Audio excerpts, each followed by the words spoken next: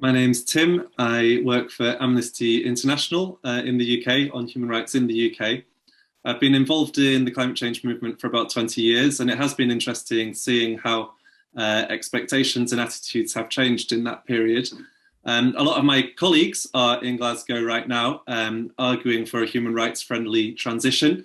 There are many ways to make this transition which work for everyone. There are some ways we could make an environmental transition which would abuse many people's human rights. So obviously we want the human rights friendly transitions, not the other ones. I'm currently in London though, because my focus is Westminster. There are a number of changes going through Parliament at the moment, the Houses of Parliament, which would make it harder to protest, harder to stand up to the government, the UK government, and easier for the government to send people to prison for protesting, for doing the very things that have kind of got us what limited change we've got so far. So those include the policing bill that's very well commented upon, including part 3 that would put limitations on the length or the noisiness of protests. But there's also a review of the Human Rights Act going on, and the Human Rights Act protects, amongst other things, our freedom of association and assembly and speech in the UK, essentially the right to protest. So if there are significant changes to that, then that's going to be a real problem as well. And actually, these are only 2 of about 10 things going through Parliament, which could essentially make it a lot harder for ordinary people to have their voices heard. So that's my focus at the moment, and that's what I'm trying to do something about as part of this bigger whole of protecting our environment. Thank you. Thank you very much. And Pete, could you introduce yourself, please?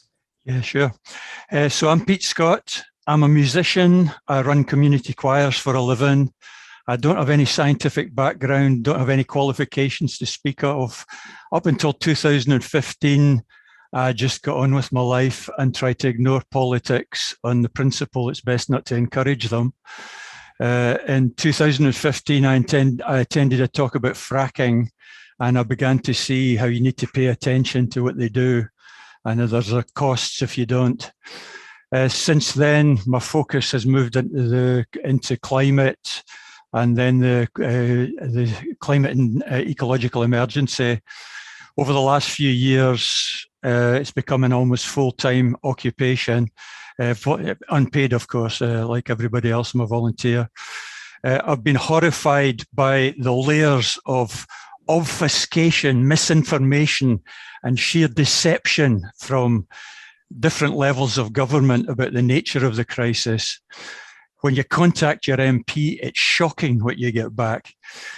Even with all the COP26 rhetoric, the real story is very different from what's being presented. To try and deal with this, I have a variety of different hats I wear at different times. Locally, I work with COPnes, which is Southam's Climate Action Network. We dialogue with councils, businesses, organisations, and the 2 MPs in the Southams. County-wide, I work with 0 Hour Devon. 0 Hour is the CEE Bill Alliance. We're attempting to influence the 12 Devon MPs on the CEE bill. One already supports, so it's really the Devon 11 that we're trying to deal with.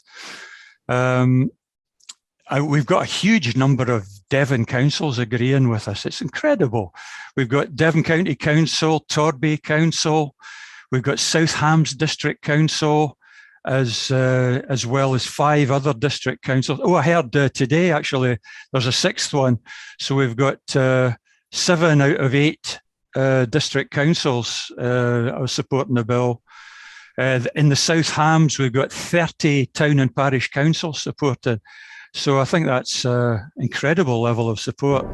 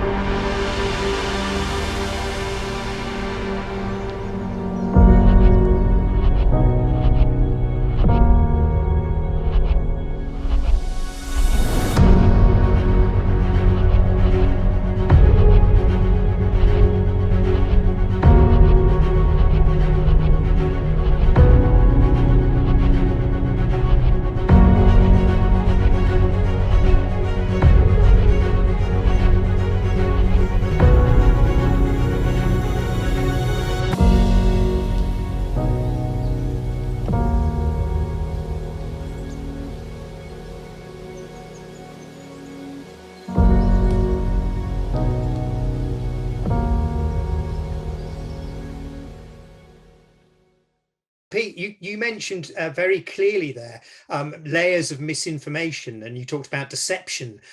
Can you elaborate on that for us? Yeah, I'm happy to. So there's a lot of examples of this to choose from. I'm going to mention three. First is concerns the net zero strategy report that came out just recently. We discovered on page 14 of the executive summary that if we stay, a statement which says, unless we stay below 1.5 degrees C, floods and fires will get more frequent and more fierce, crops will be more likely to fail, sea levels will rise, driving mass migration. Above 1.5 degrees, we risk reaching climatic tipping points, meaning we could lose control of our climate for good. Now, that's one hell of a statement. And yet, the net zero by 2050 legislation is based on a certain probability of staying within 1.5 degrees, which is defined by the IPCC as likely as not, which means that it's 50% chance. You know, there's a 50% chance, even if we meet all the targets that we say we're going to meet, there's only a 50% chance that we can avoid this. If we wanted to make it a likely chance, we would have had to have chosen the IPCC likely scenario, which is a 66% probability. And that would mean us sticking to a much lower level of carbon that we can burn in the UK. And we're actually nowhere meeting even the higher amount, never mind the lower amount.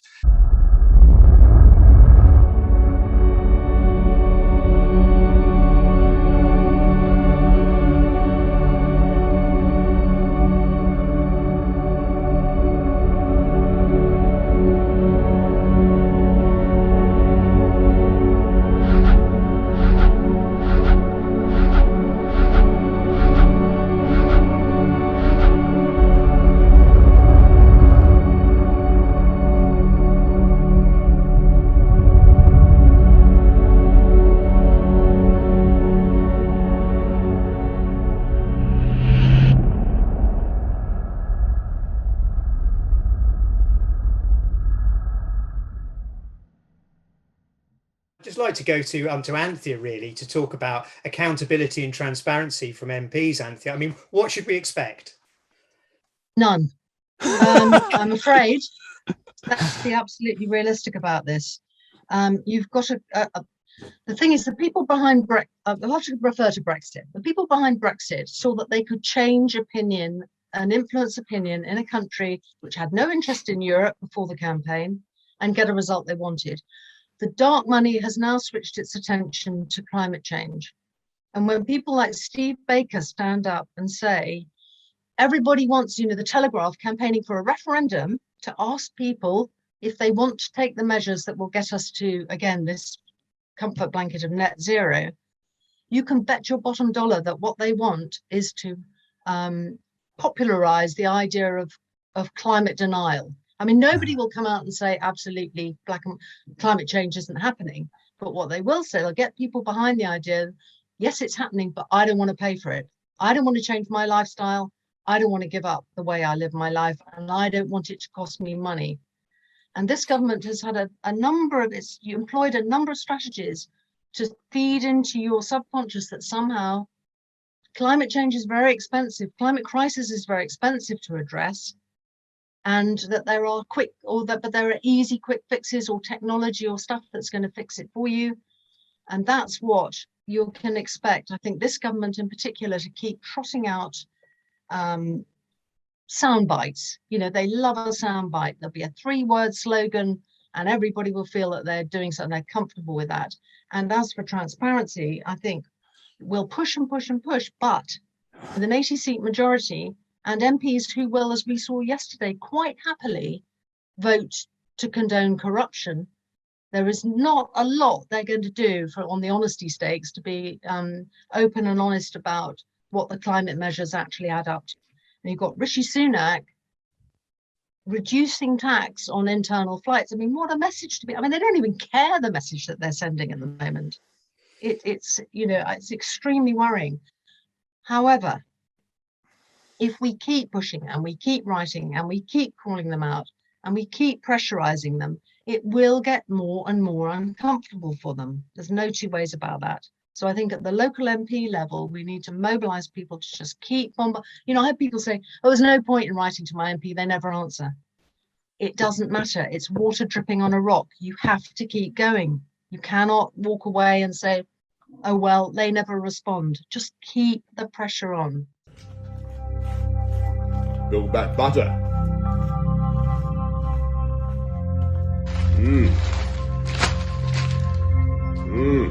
Build back batter.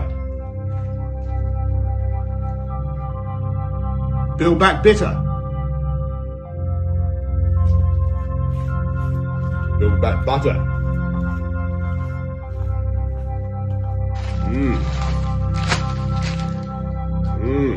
Build back batter. Build back bitter. Build back butter.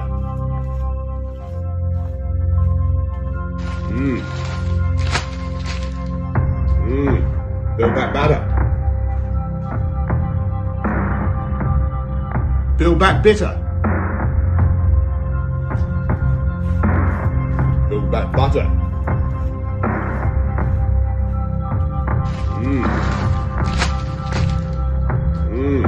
Build back batter. Build back bitter.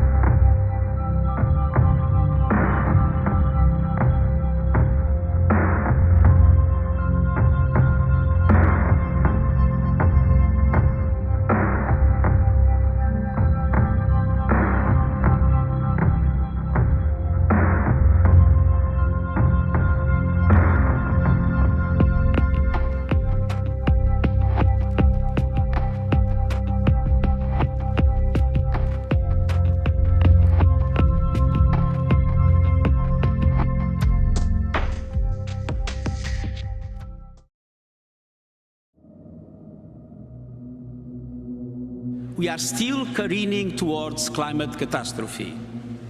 Even in the best case scenario, temperatures will rise well above 2 degrees. So, as we open this much anticipated climate conference, we are still heading for climate disaster. Young people know it. Every country sees it. Small island developing states and other vulnerable ones live it. And for them, failure is not an option. Failure is a death sentence.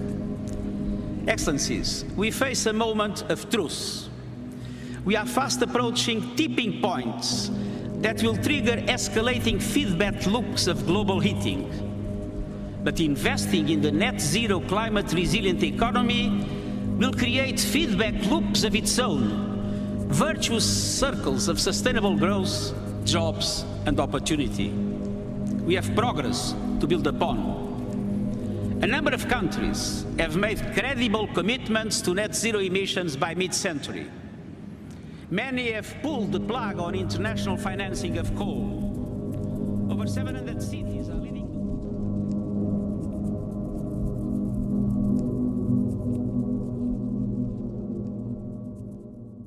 Klina, we live in a democracy. Aren't we being represented?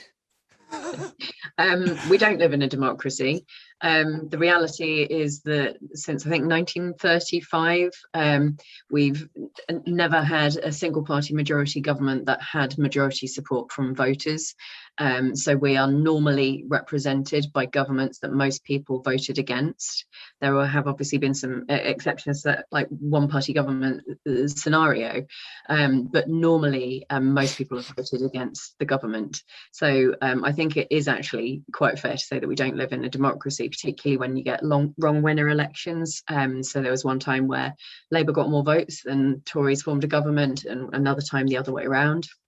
So it's a complete farce of a democracy. It's not real democracy, and the fact that it's not real democracy actually really plays into the lobbyists' hands, because they not only don't have to talk to all of the parties, they don't even really have to talk to the second most popular party, because normally the right-wing party, the kind of what's historically been the centre right-wing party, gets in, and there is a proven right-wing bias to first past the post, and this isn't just in the UK, this is in other majoritarian democracies.